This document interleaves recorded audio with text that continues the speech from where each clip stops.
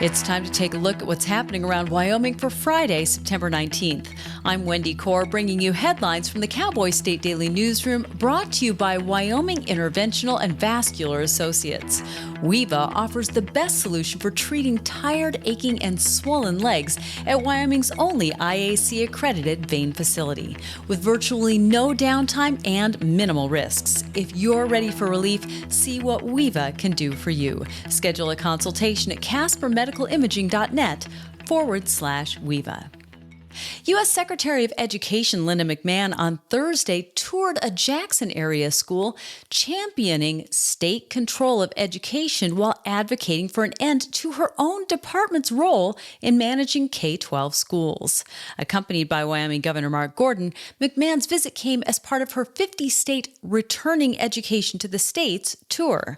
A department spokesperson told Cowboy State Daily's Jackson Walker that the tour is intended to, quote, empower families and hear from students, teachers, and leaders on best practices in their own communities. I asked her specifically why she decided to make this move, given that in the U.S., Donald Trump has been very vocal about limiting the power of the Department of Education and instead giving education rights back to the state. She argued that this doesn't represent dismantling the Department of Education, but instead just allowing states to do what they're already doing, which is improving the education of their students. Governor Mark Gordon said he would continue to do what Wyoming does best. He thinks that Wyoming has an independent spirit, and it's a place that needs to control its own rules instead of having federal governments get involved. McMahon was scheduled to travel to Montana to visit another educational institution Thursday before departing to attend the funeral of the late political influencer Charlie Kirk. The fatal shooting of a Rock Springs man during a March 12th arrest involving two Wyoming-based U.S. Marshal Service deputies were justified and did not violate federal or state laws. Uintah County's top prosecutor made that determination regarding the shooting of 34-year-old Stephen Sheasley, who died a few minutes after he was shot in the chest by one of the deputy marshals. Cowboy State Daily's Claire McFarland reports that the prosecutor's conclusion was based on a DCI investigation into the incident. This was unique. This one also grappled with a federal crime against depriving people of their rights, willfully depriving people of their rights. And the prosecutor concluded, no, they didn't willfully deprive this man of his Fourth Amendment right against excessive force because they were acting within their duties.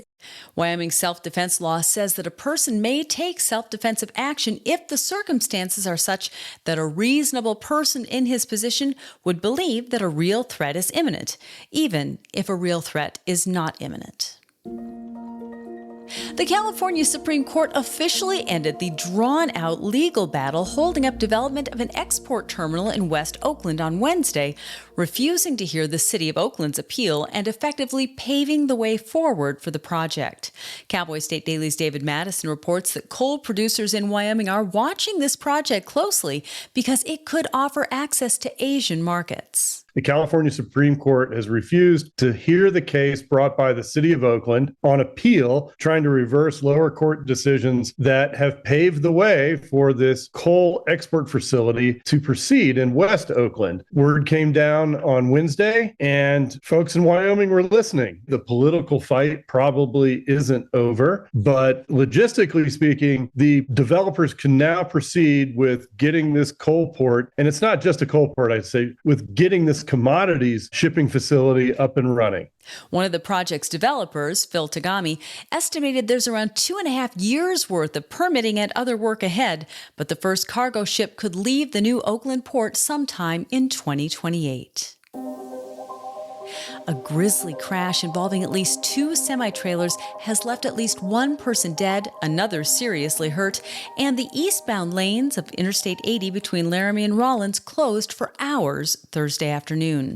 Cowboy State Daily's Greg Johnson reports that the Wyoming Highway Patrol reported the crash near Arlington shortly before noon, and I-80 eastbound was expected to be closed for around 6 hours. We still don't know much about what caused these two semis to collide side. We don't know how the collision happened, whether one was parked on the side. It's interesting looking at the photo that both front ends seem pretty much obliterated. There's debris all over the road, and it took a good 4 hours, maybe 4.5, to really get it off of the road. They got it opened within their timeline. What may have caused the crash was not initially reported, but the Highway Patrol's investigation is ongoing. I'll be back with more news right after this. You never know what's going to happen. Without insurance, we could lose everything that we have. First State Insurance is here to help protect you and your livelihood. We protect the most important things in your life. What I appreciate about First State Insurance is for someone to have my back when we have a claim. First State Insurance looks forward to growing in our surrounding communities.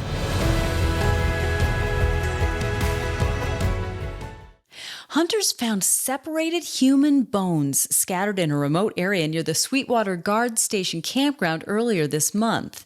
Cowboy State Daily's Claire McFarland reports that the sheriff's office responded to the area for a report of human remains discovered by hunters, along with a tent and personal items that appeared to have been in the area for about 5 years. They know more than they're saying because they say they found an ID card, but they haven't positively confirmed the identity. What that means is anyone's guess, but they are asking for information from anyone who found bones or personal effects in that area. The Sublette County Sheriff's Office urges anyone who's visited the Sweetwater Gap area in recent years and possibly encountered bones, camping equipment, or other personal items to contact them. As communities in Wyoming debate whether to allow spent fuel storage as the state's nuclear industry is growing, state legislators on Wednesday heard about how Canada has handled its dilemma of where to put its nuclear waste. Cowboy State Daily's David Madison reports that at a Council of State Governments West conference hosted at Snow King Resort in Jackson on Wednesday, Wyoming legislators were among those learning about how Canada was able to identify a nuclear waste site in stark contrast to the United States, which has never successfully identified a location for permanent storage. All the issues that are facing Western lawmakers are distilled down and experts are presented, and it's a time for legislators to kind of go to school. So no surprise that when it's hosted in Wyoming, they start talking about nuclear waste, because that is certainly top of mind with a lot of legislators in Wyoming as the nuclear industry seeks to expand in Wyoming. Whether or not Wyoming should allow more nuclear waste to be stored in the state continues to divide towns from Rock Springs to Bar None to Gillette. A couple who own remote vacation rental property in the Crandall area of Park County say they've never had issues with bears for more than 2 decades. But that streak ended last week when a grizzly came onto their property 2 nights in a row. Cowboy State Daily's Mark Hines reports that on the first night, the bear apparently clawed a little bit at their yurt with guests inside. On the second night, the bear came back for more. She said they take all the usual precautions. They keep the place clean. They don't do anything dumb that's going to attract bears. And it's paid off. For 24 years, they've had virtually no trouble with bears. Well, last week, a grizzly showed up. It showed up one night when there were people in the yurt and kind of snuffed around the yurt and swatted at it. It seems that they found some small claw marks on the outside of the yurt that night. That was the last night the guests were scheduled to stay, and so they left. The night after that, the grizzly came back and really ripped off a whole side of the yurt. The property owner says they've made repairs to the yurt and will keep it as a vacation rental. But the Wyoming Game and Fish Department confirmed that it had trapped and euthanized a bear in the area.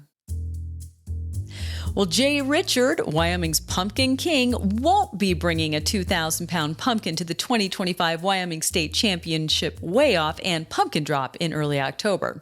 But his colleague, Chad Kurtenbach, who's growing a pumpkin in his backyard in Lovell, just might.